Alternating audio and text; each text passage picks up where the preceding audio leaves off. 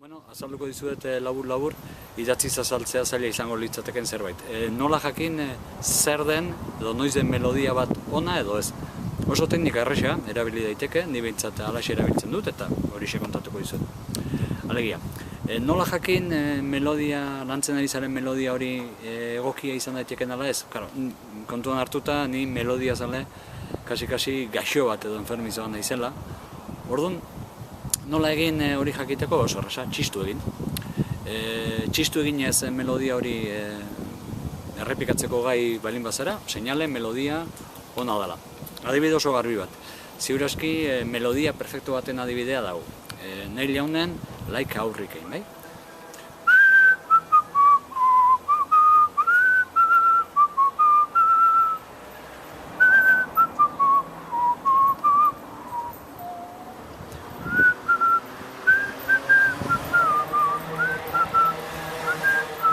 Bai, horixe. Eta horrela jarritzen du, ikusten denez oso errex egin daiteke txistu eta melodia benetan, ikustut, eder eta esan bezala iaia perfecto bat litzateke Neil Yaunen hau. Gero badaude erdipordikoak diren melodiak, hasiera ona dutenak, baina gero jarraipen eskaixagoa eta horren adibide ere oso garbi bat.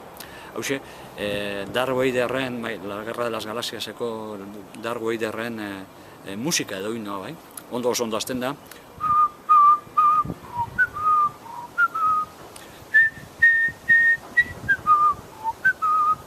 Baina nola jarritzen duen hortik aurrera, zirazki oso jende gutxik jakingo du. Ulertzen duzu, orduan, txistu eginez errepikatu badezakegu melodia, zenbat eta errexago, orduan eta melodia hobea. Orduan, hau litzake justo, azken muturreko adibide bat, hain azken muturrekoa, ezin dudala ez da txisturik egin, alegia. Hau da, ertzaintzaren himnoa eta hau ez dago txistu egiterik, bida.